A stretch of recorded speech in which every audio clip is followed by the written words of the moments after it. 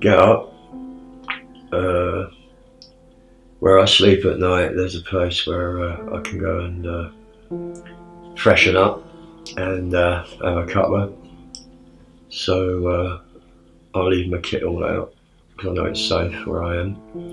Yeah, go and have a cuppa, freshen up, go back to my kit, pack my kit up, and then I walk up to Asda, and then sit outside Asda most of the day and talk to the good people that go past. And yeah, it's good. I like watching people and, you know, see the world from a different angle.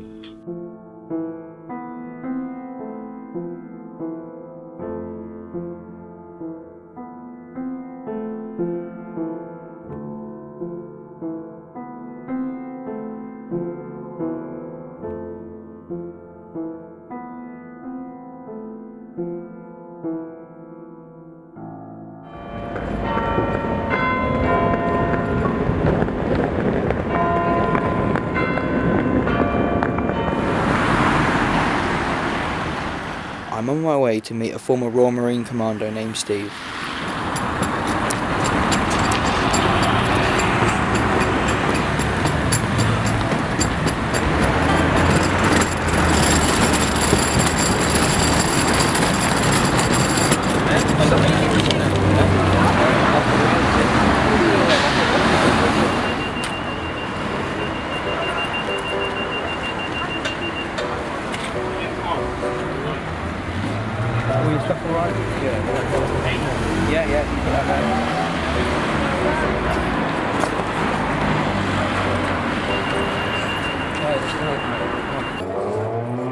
He's taken me to the local food run in Southampton city centre.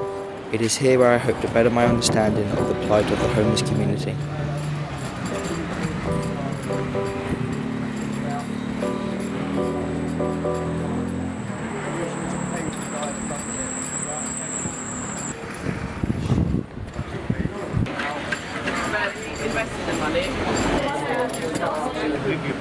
Yeah, I found Facebook. I've asked him and said no.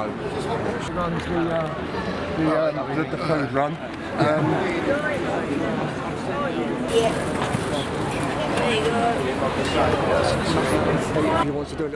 Through Steve, I was able to speak to Pete, who organises the food run every week. 60 people. The homeless come and have their food first. Yeah. Then it's like Paddy House, Southampton House, or any of the hostels. Yeah.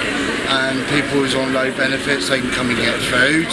But it's mainly aimed at the homeless because they need a hot food and everything.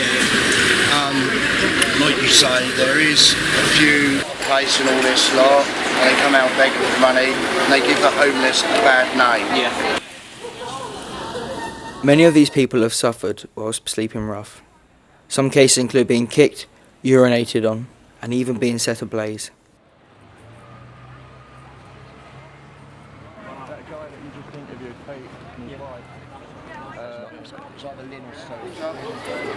He gets out of his car, two blokes, sleeping bags, went into a shop door, started begging. She went past, and he goes, I've got any spare change. She goes, see you, pack up and get back in your Mercedes.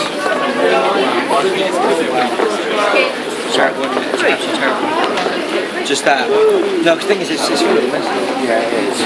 It's going to get worse over the years. As you can see, look, the queue's getting bigger. Yeah. As you can see. Although Pete and the volunteers do a great job at feeding the homeless, they will struggle in the near future to continue their work due to a lack of funding.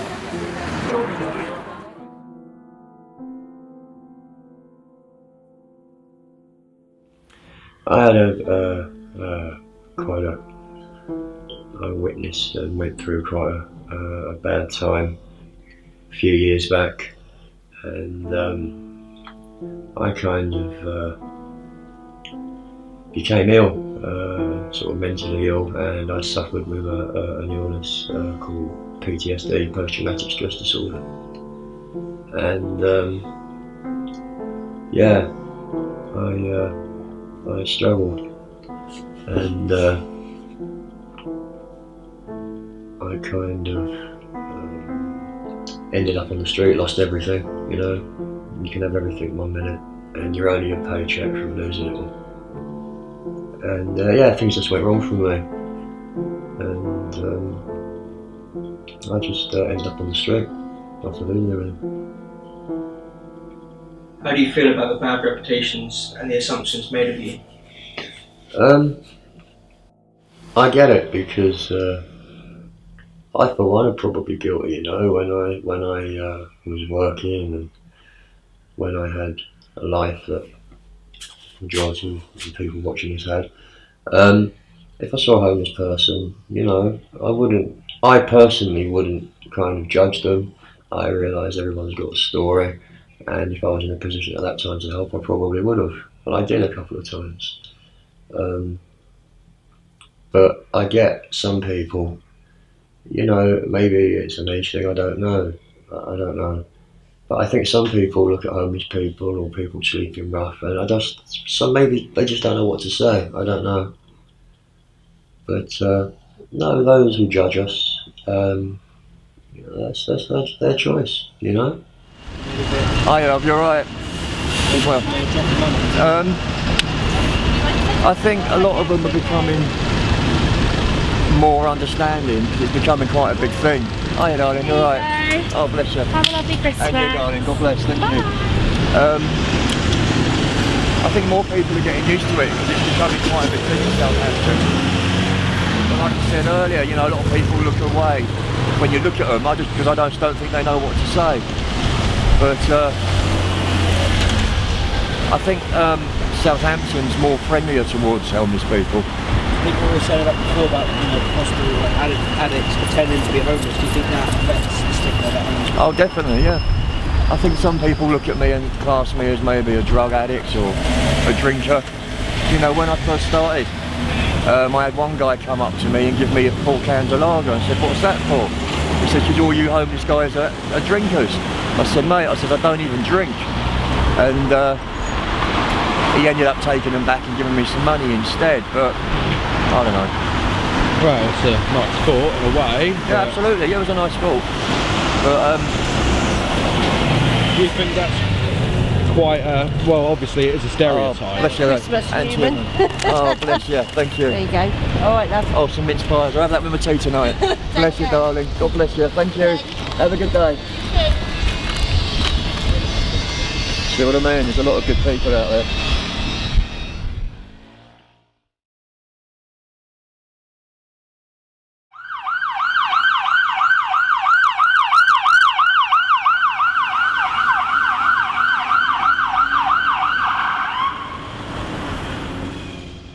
During the night, Steve was rushed to hospital with breathing difficulties.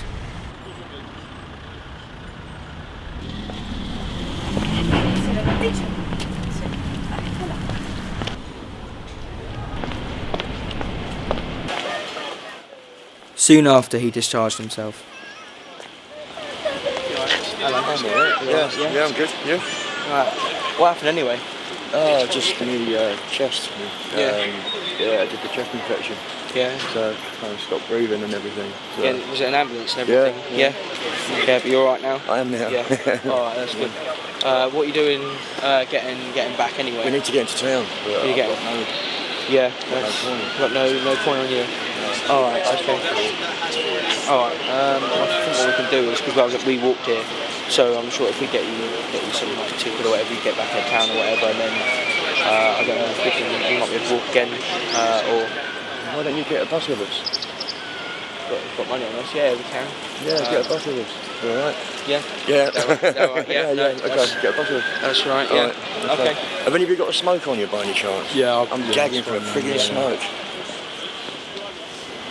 So does this happen often? Do you often go into hospital for things like this? No, or? not really. No. I try and avoid it. Obviously being on the streets, it's hard, it's not good, you know. You try not to be ill. I am shocked to see how quickly Steve returned to the streets following such severe symptoms. I don't think dentists would understand.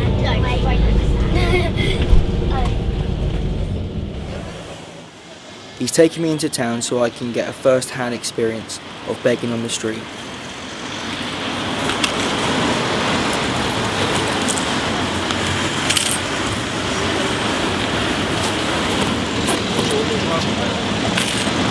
Yeah, one sec.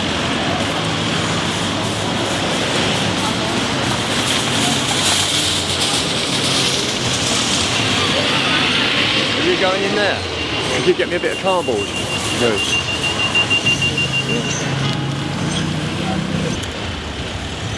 Let's put it up.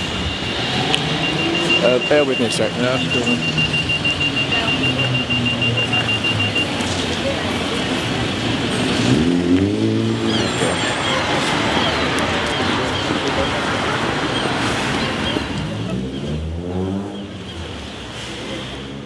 During my time with Steve, I also met many other homeless men and women. I'm an ex-user. I'm clean. Oh, I've been okay. clean for 2 years and I'm not ashamed to admit it. Well done, no, that's cool. But people do sometimes say to me, oh, where's your next crack habit? Which is not really the self-esteem you need, is it? No. You think of people who do pretend to be homeless I have a go at them. I think this is what the government think we are, broken. Yeah, see? And with the right money that the government are wasting, this river could be what they could do, look, they could fix us. They can. Could. If they didn't waste all their money on wars and pointless things. Yeah. They do spend a lot of money on rubbish, don't they? You've seen Over to you now. Well, we've said it a few times today.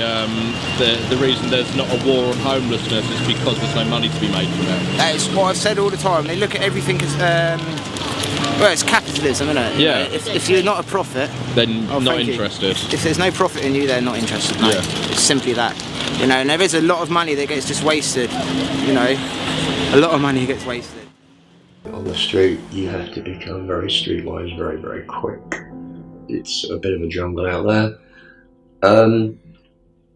You know, it is dangerous, but you try and sort of minimise the risks. For example, you know, in town, you know, you can sleep in the town, or maybe the car parks in town, and you know, obviously, town, drunk people. And yeah, then there might be an altercation. So you try and minimise that, and me personally, I don't sleep in town, I sleep out of town, I sleep in a quiet place, so I minimise those risks. But yeah, even where I am, you know, you don't know, one night somebody might be up and out, and you know, this day and age, drink, drugs, I don't know. So yeah, you know, when you sleep, you kind of keep one eye open. Later on, I would spend my first night on the streets. I think it's going to be one of those things that I'm going to be really nervous after a while, and I think after the first day, I think I'm going to be thinking, why was I ever this nervous? Only because it will be normal. I'm quite tired right now, so I'm hoping when I do get out there, I'll just fall straight to sleep when I have the chance.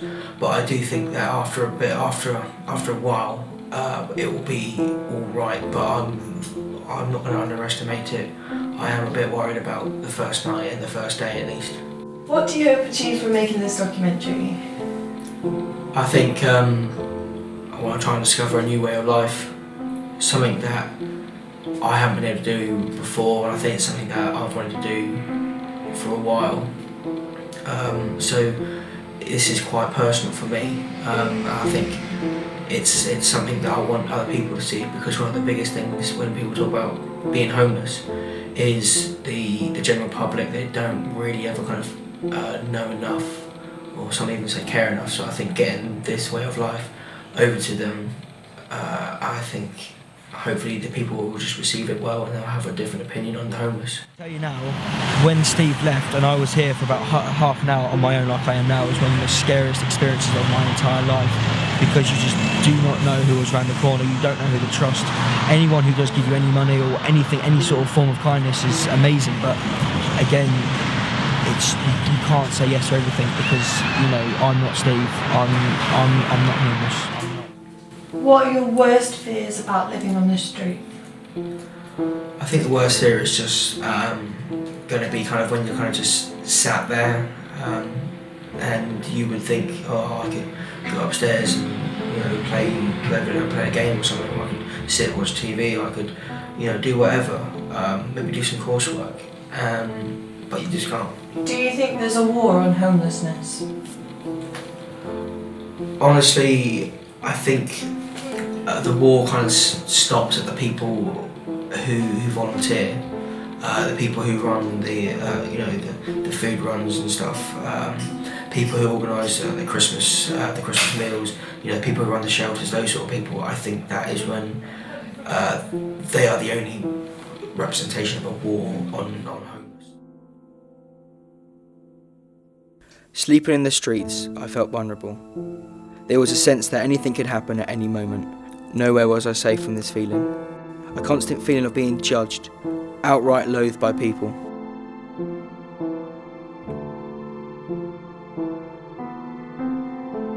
All of the abuse stories that I heard earlier that night did not help my attempts to sleep.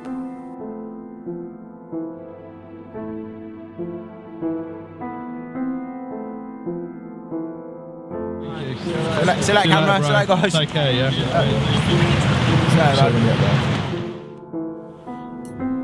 Do you have any regrets? None at all. I believe everything in life is meant to happen.